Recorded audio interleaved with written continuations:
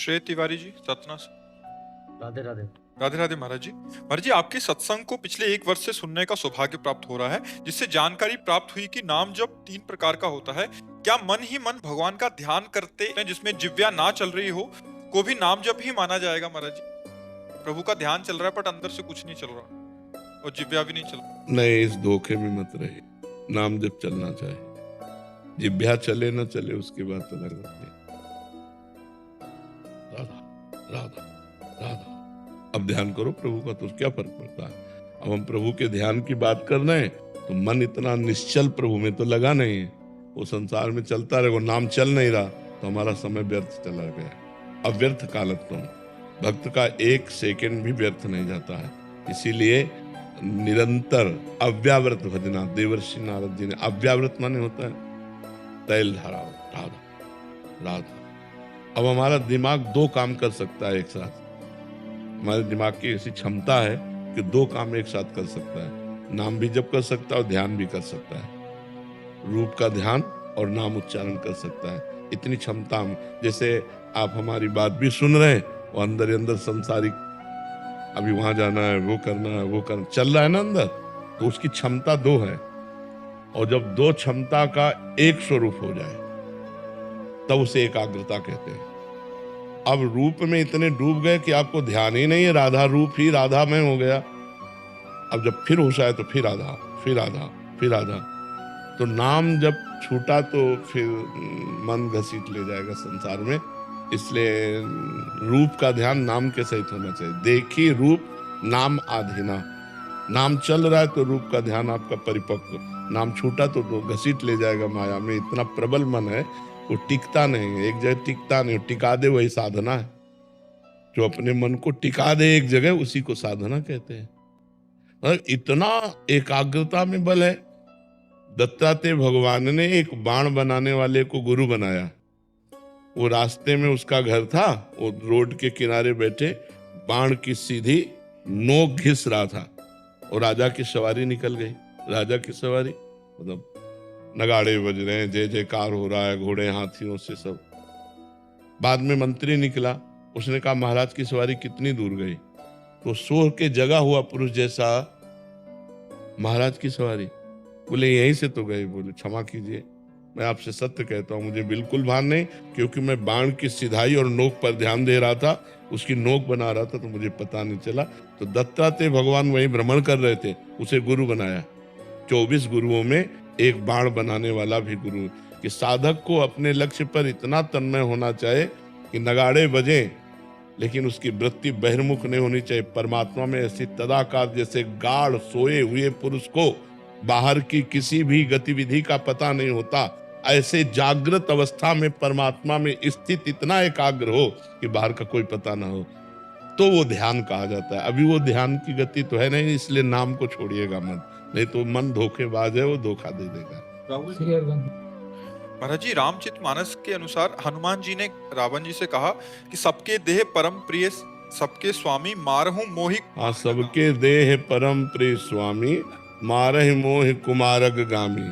जिन मोहि मारा तिन में मारे, तिन पर बांधे तने तुम्हारे।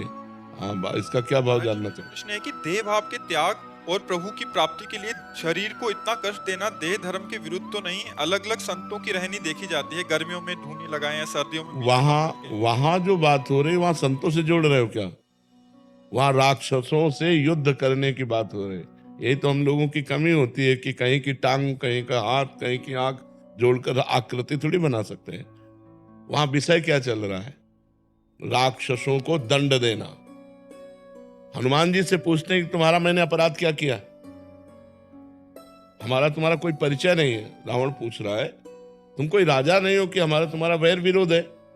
अशोक वाटिका को आके उजाड़ देना और हमारे अनुचरों को मारना। तो हनुमान जी उसी के अनुसार उत्तर देते हैं, क्योंकि वो सामने देहाभिमानी रावण बैठा है। हनुमान जी परम ज्ञानी, ज्ञानी नाम अग्रगण्यम। क्या उत्तर दे रहे हैं? बोले सबके देह परम प्रिय स्वामी मारहि मोहि कुमारक गामी।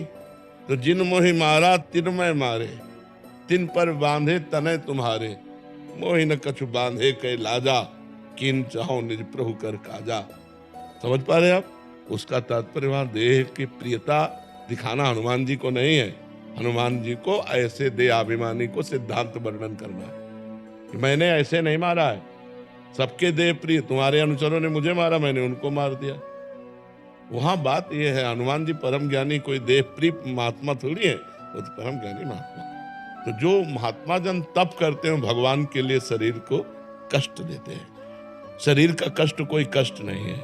यदि मन परमात्मानंद में है और गर्मी सर्दी और सब भूख प्यास, तो इससे कोई फर्क नहीं पड़ता। प्रीति जब भगवान से हो जाती है तो शरीर का कोई भाव महत्व नहीं रहेगा। ये झूठा है ना झूठा? ना ये कल था ना कल रहेगा, ये केवल वर्तमान में दिखाई दे रहा है। कल नहीं था, कल नहीं रहेगा। मतलब कल का तात्पर्य है, जैसे आपकी आयु कितनी है? हाँ, तो 30 वर्ष पहले नहीं था ये रूप, और पता नहीं 30 सेकंड बाद रहेगा कि नहीं, इसका भरोसा नहीं है। तो ये टिकाऊ चीज नहीं है।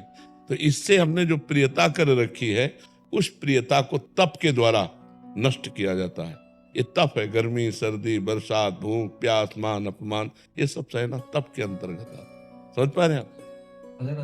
राधे राधे महाराज जी। महाराज जी, जब भी किसी ग्रंथ या शास्त्र को पढ़ता हूँ या सुनता हूँ, उस दौरान मन में अनेक प्रश्न और तर्क उठते हैं। इसके समाधान के बिना यदि मैं आगे बढ़ने की कोशिश करता हूँ तो मन में और दुविधाएं उत्पन्न हो। इसीलिए कोई भी ग्रंथ स्वतंत्र रूप से पढ़ने के लिए नहीं कहा गया, गुरुमुख से सुनने के लिए कहा गया है।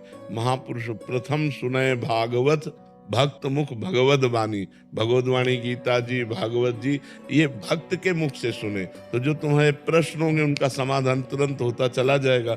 अब जैसे कोई ग्रंथ यहाँ हो रहा हो, अब किसी का भी प्रश्न उठे तुरंत समाधान होता चला जाएगा। अब अंदर अभी मलिन मन है, कोई निर्मल मन में प्रश्न नहीं उठता। जब बिल्कुल निर्मल मन हो जाता है तो उसमें कोई प्रश्नवाचक चिन्ह नहीं रहता, वो परमात्मा स्वरूप हो जाता है।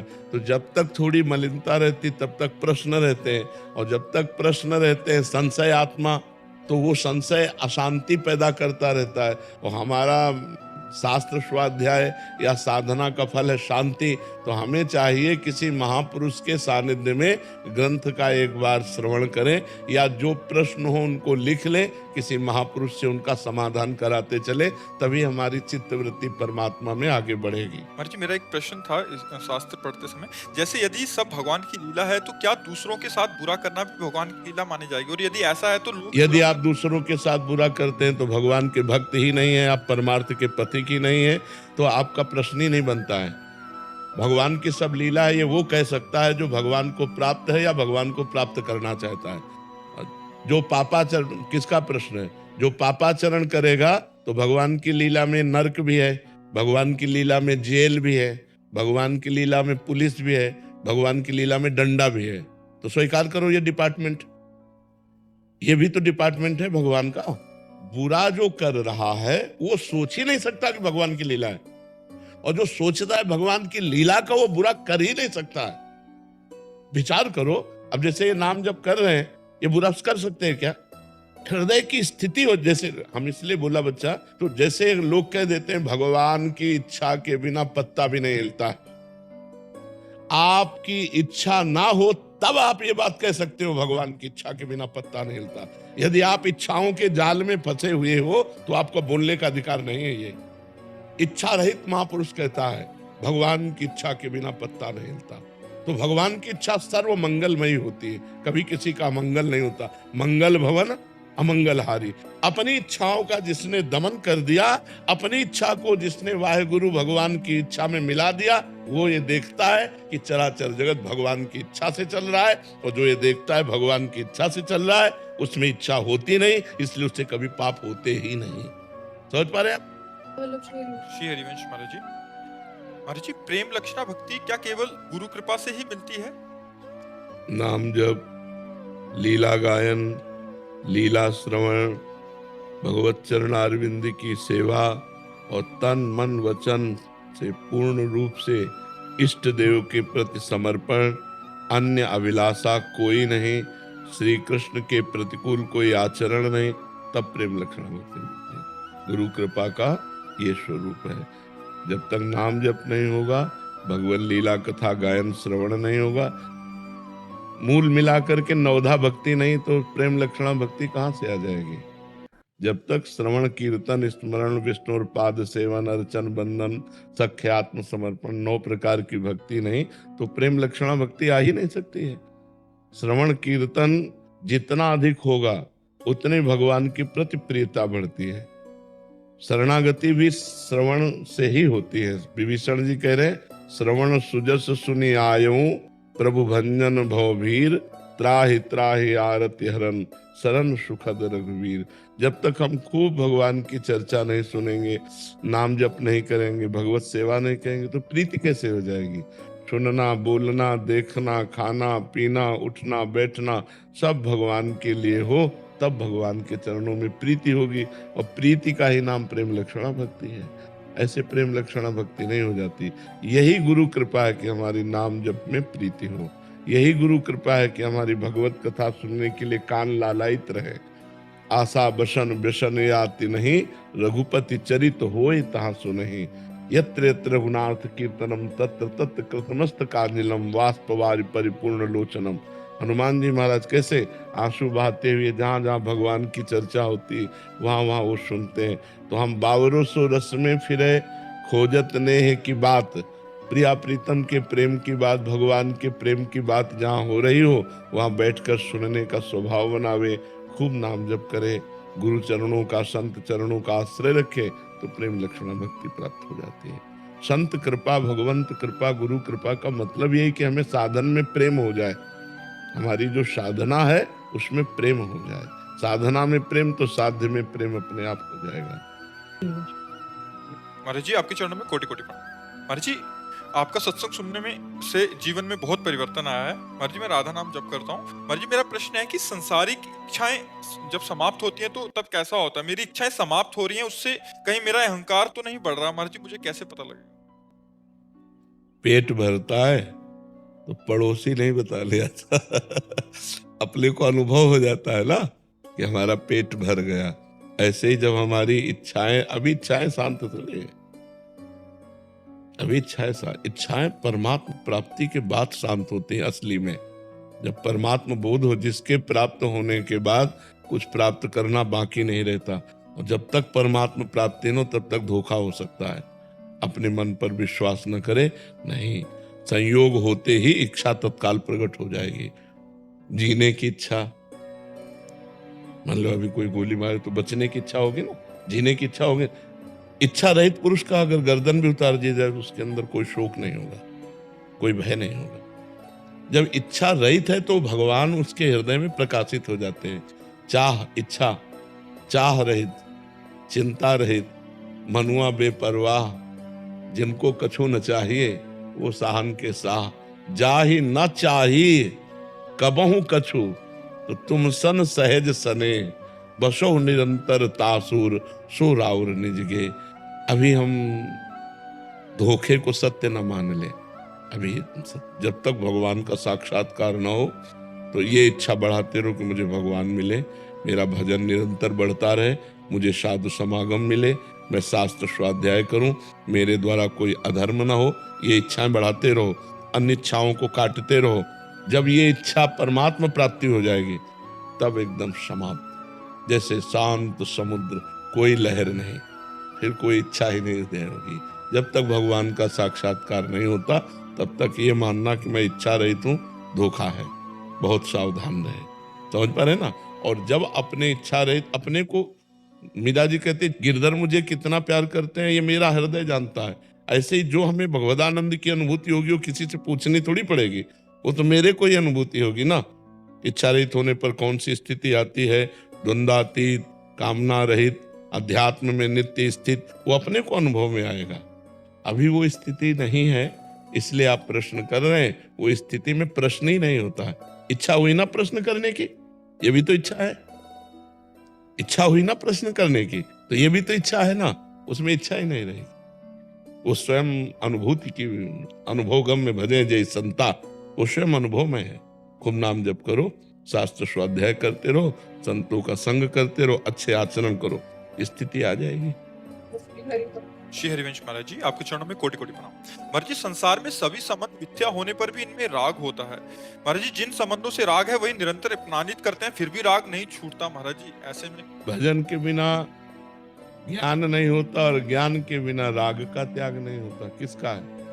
हाँ, तो डट के भजन करे, अभी राग का त्याग हो जाएगा। उम्र क्या, करोड़ों जन्म हो जाएंगे, नहीं छूटेगा राग। करोड़ों जन्म हो गए, जहां जन्मते हैं वहीं राग कर बैठते हैं। राग तो हमारे साथ ही रहता है ना। जिनसे राग करते वो नहीं रहते साथ, लेकिन राग तो रहता है ना। जिस वस्तु, व्यक्ति, स्थान का संयोग हुआ उसी से राग कर बैठते हैं। मान लो पूर्व जन्म में आप क्या थे, आपका कौन परिवार था, आपको पता नहीं, लेकिन इस जन्म में इस शरीर से राग, शरीर संबंधियों से राग, शरीर सेवन करने वाली वस्तुओं से राग।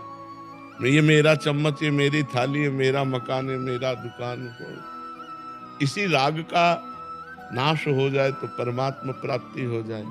इसी के लिए विवेक की जरूरत है। विवेक के द्वारा ही राग का नाश होता है, और विवेक होता है भजन और संत समागम से। डट के भजन करो। देखो मीरा जी ने डट के भजन किया तो कहती, मेरे तो गिरधर गोपाल दूसरो न कोई, दूसरो न कोई। ये दूसरो न कोई ही वैराग्य है। दूसरो न कोई, भगवान के सिवा हमारा कोई नहीं है, और वास्तविक कोई नहीं है। ना कोई था, ना कोई रहेगा। दुनिया में लाखों का मेला जुड़ा, हंसा जब जब उड़ा तो अकेला उड़ा। कोई साथी तो गया नहीं। तो अगर ये ज्ञान हो जाए तो जीते जी वैराग्य करके सब में भगवत भावना करके सेवा करे, कोई परेशानी नहीं। लेकिन अपनापन भगवान से ना होने के कारण, शरीर और शरीर संबंधियों से अपनापन होने के कारण हमारे को भजन का आनंद नहीं आता, भगवान प्यारे नहीं लगते। ऐसी प्रीति जिनका नाम लेते रोमांच हो जाए, रसुख प्रवाह होने लगे, उसे तो भक्ति कहते हैं। अभी कहाँ भक्ति हमारे अंदर है? लड़का बहू की भक्ति है, परिवार की भक्ति है, नाना प्रकार के भोगों की भक्ति है, प्रभु की भक्ति कहाँ है? क्यों? असलियत में वो भक्ति आ जाए तो अभी आनंद आ जाए। तो नाम जप करो। कौन सी मेहनत लगती है राधा राधा रटने में, राम राम कहने में, कृष्ण कृष्ण कहने में। निरंतर अभ्यास करो, तुम नाम जप करो, देखो हृदय आनंदमय हो जाएगा। श्री हरिवंश महाराज जी, कर्म, नियति, भाग्य और धर्म में क्या संबंध है? कर्म, नियति। कर्म वर्तमान में किया जाता है। नियति जो पहले से भाग्य निश्चित हो गया उसे ही कहते हैं। भाग्य और नियति अलग अलग नहीं है। बोले इसकी नियति निश्चित है, अर्थात तुम्हारा दैव प्रारब्ध निश्चित है, भाग्य निश्चित है। तो जो नियति शब्द है उसे भाग्य ही कहते हैं, कि नियति ने निश्चित कर दिया है वही होगा। नियति माने दैव, दैव माने प्रारब्ध, प्रारब्ध माने भाग्य। चाहे दैव कहे, चाहे प्रारब्ध कहे, चाहे भाग्य कहे, चाहे नियति कहे, वो एक ही शब्द का पर्यायवाची दो शब्द है। अब रह गया कर्म और भाग्य। कर्म से ही भाग्य बनता है। तो जो पूर्व में हमने कर्म किए वो दो प्रकार के होते हैं, शुभ और अशुभ। शुभ का मतलब होता है पुण्य, अशुभ का मतलब होता है पाप। पाप और पुण्य रूपी कर्म से ही हमारे इस शरीर का निर्माण हुआ है, और शरीर का प्रारब्ध निश्चित है। किस समय कहाँ कौन सी गति अच्छी या बुरी होनी, वो नियति में पहले से लिखी है। नियति माने भाग्य, भाग्य माने प्रारब्ध, प्रारब्ध माने दैव। समझ पा रहे हैं आप? तो अब हम जो कर्म कर रहे हैं वर्तमान में, इसे क्रियमाण कहते हैं। क्रियमाण माने नवीन कर्म। अगर हमारे नवीन कर्म अच्छे हो तो पुराने कर्मों को रौंद करके हम मंगल कर सकते हैं अपना, हम भगवत प्राप्ति कर सकते हैं। अगर नवीन कर्म भी बस दो ही रहे, शुभ और अशुभ, तो फिर भी हमारी दुर्गति रुकेगी नहीं। वो मनुष्य जन्म लेने के बाद भी पुनरपि जननम पुनरपि मरणम पुनरपि जननी जठरे शयनम, ये होता रहे। समझ पा रहे? श्री हरिवंश महाराज जी, गुरुदेव भगवान, सत्संग में आपने बोला कि दृढ़ आश्रय लेना चाहिए। आश्रय ले लिया है, पर यदि कोई काम किसी से होता है तो हम उससे, उसके संबंध में, उसके मर्जी, कहने का भाव है इनका, थोड़ा सा कह रहे हैं कि अगर किसी से काम होता है तो हम उसके सामने तो बोलना ही पड़ता है कि आपकी कृपा, आपने करवाया। तो ये श्री जी की, उस समय जब आप कह रहे हैं तो आपको संबोधन करो। सामने व्यक्ति है और भाव में इष्ट है कि आपकी कृपा से हमारी समस्या का समाधान हो गया। हम बार बार आपको नमन करते हैं या बार बार कृतज्ञता प्रकट करते हैं, लेकिन आप हम व्यक्ति को ना बोले, हम प्रभु को बोले, अपने इष्ट को बोले, क्योंकि सब में वही विराजमान है। संबोधन व्यक्ति को कर रहे हैं, लेकिन भावना इष्ट की कर रहे हैं, इसमें कोई अंतर है। जैसे कोई व्यक्ति आया, आपने बड़ी कृपा की, आप आके दर्शन दिए, हमें बड़ा सुख मिला आपको, तो अब आप शब्द तो एक व्यक्ति का लग रहा है, लेकिन हम अपने इष्ट को बोल रहे हैं, तो हमारा कोई अनन्यता में फर्क नहीं हुआ। आपने बड़ी कृपा की, आप बड़े करुणा में हैं, आपके दर्शन से हमें बड़ा सुख मिला। तो व्यक्ति अगर अपने को समझ रहा है तो वो समझा करे। हम तो अपने इष्ट से बोल रहे हैं, अपने परमात्मा से बोल रहे हैं, अपने श्री जी से बोल रहे हैं, अपने प्रभु से बोल रहे हैं।